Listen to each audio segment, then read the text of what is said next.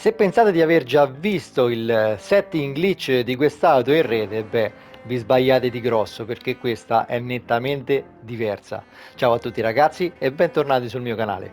Di che auto sto parlando? Della AMG GT Black Series, un'auto che è rimasta col setting, chiamiamolo glitch, ma fondamentalmente chiariamo per sempre questo punto. Non è un'impostazione o un errore del gioco che permette di creare queste auto, bensì è il calcolatore dei punti prestazione che crede che impostando i parametri a quel livello l'auto non sia guidabile. Beh, con questa si è sbagliato di grosso. Quelli di voi che stavano seguendo lo sviluppo di quest'auto in live su Twitch hanno visto quanto abbia lavorato sull'LSD e sull'assetto di quest'auto. Il mio scopo era quello di renderla come poi è diventata, ovvero guidabile senza alcun tipo di aiuto elettronico, per godere appieno delle performance di quest'auto e tenerla veramente sotto controllo, non mediante sistemi di controllo automatici. Il risultato, ripeto, è veramente eccellente. Calcolate che delle auto con setting glitch che già ho portato è la migliore di tutte, è l'unica che una volta che ho finito la gara voglio iniziarne subito un'altra.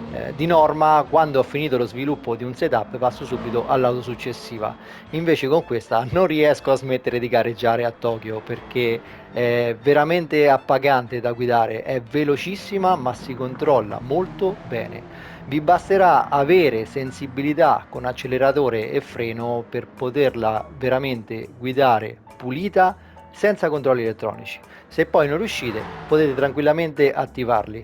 Calcolate che potete girare sotto i 24 minuti se siete pratici di Tokyo, e non è poco perché sarebbe l'auto più veloce di tutto il gioco, anzi non sarebbe, al momento lo è. Parliamo della strategia di gara. Il compromesso per avere questa macchina con questi punti prestazione sono le gomme intermedie. Dobbiamo tenerle per tutta la gara, quindi anche quando l'asfalto sarà asciutto continueremo ad utilizzare questo tipo di mescola. Dobbiamo però fare due sosta ai box, quindi il bene è che non dobbiamo parzializzare il carburante, andiamo sempre con mappa 1, ma dobbiamo fermarci quindi due volte. Lo faremo alla fine del quinto giro e alla fine del nono giro.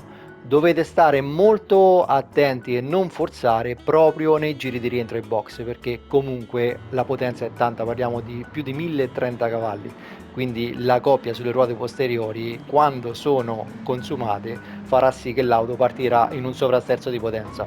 Quindi il giro di rientro ai box non esagerate, prendetela con calma, tanto se perdete un secondo non comprometterà il risultato di gara, ma vi farà prendere il bonus gara pulita come ho fatto in ogni gara conclusa con quest'auto, perché ripeto, forse non lo crederete, ma quando la proverete capirete quant'è sincera da guidare nonostante la cavalleria abbastanza enorme.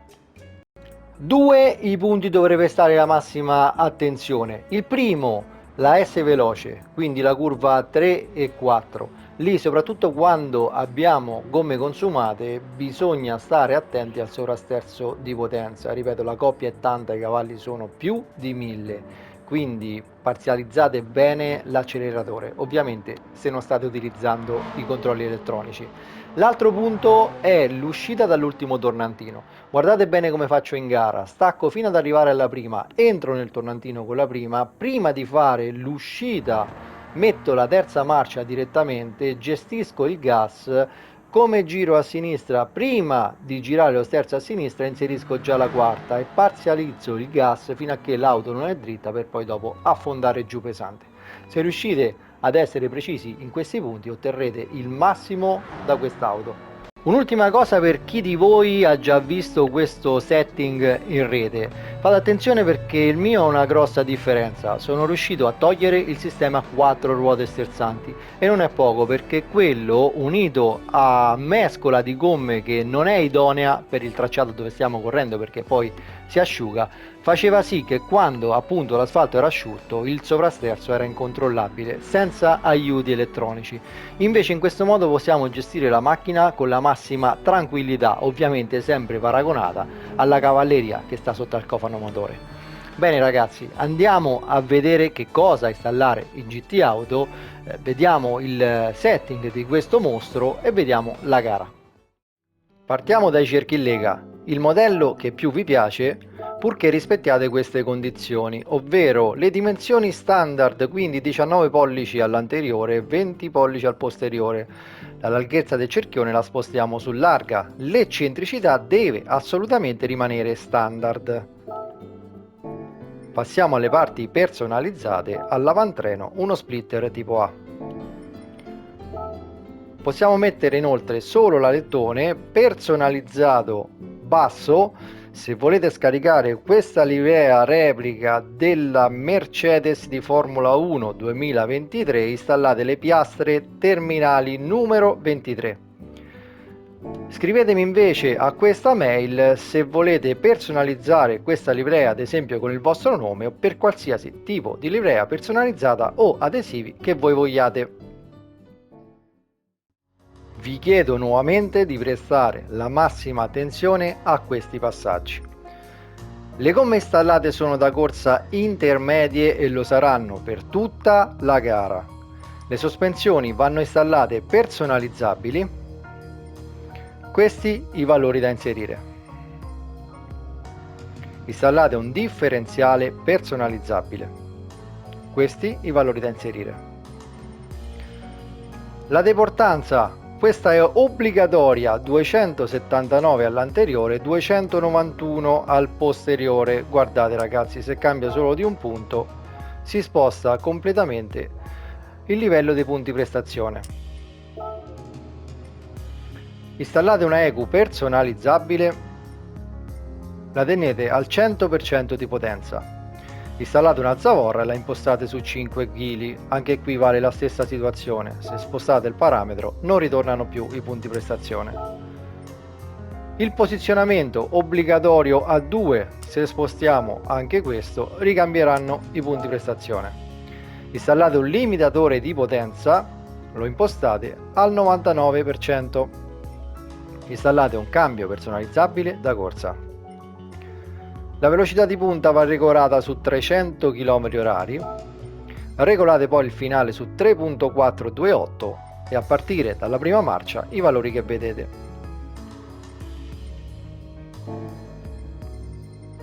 Installate un turbo compressore a regimi elevati. Installate un filtro dell'aria da corsa, una marmitta da corsa, pastiglie dei freni da corsa. Installate il controller freni e lo impostate a 1 come ho fatto io in gara al terzo giro e la situazione è nettamente migliorata.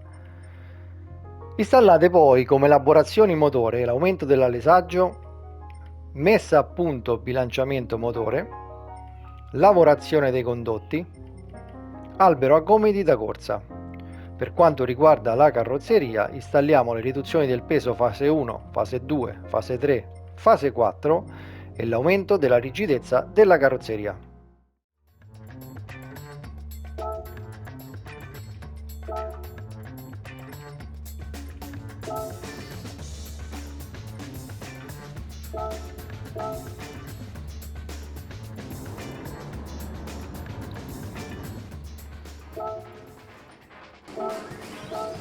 Come vi dicevo, non utilizzo nessun aiuto a parte l'ABS per quest'auto. Cercate di fare lo stesso perché vi divertirete come matti.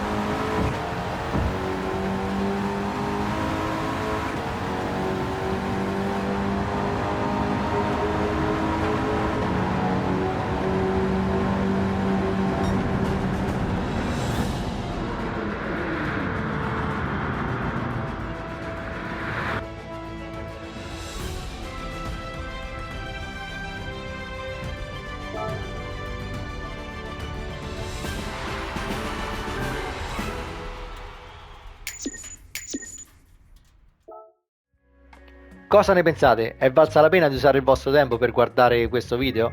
Io spero proprio che nel guidarla avrete il mio stesso entusiasmo e la mia stessa voglia di essere sempre più veloce. La cosa ottima di quest'auto è che potete comprarla quando volete perché è in vendita nel Brand Central, quindi il concessionario del nuovo, la trovate sotto Europa, ovviamente il marchio è AMG. Bene ragazzi, spero che questo video vi sia piaciuto, lasciate un like, condividetelo, ma soprattutto iscrivetevi al canale. Per voi è solo un click, per noi creator è un grosso tornaconto emotivo nel sapere che stiamo facendo un lavoro fatto bene. Ciao ragazzi, al prossimo video.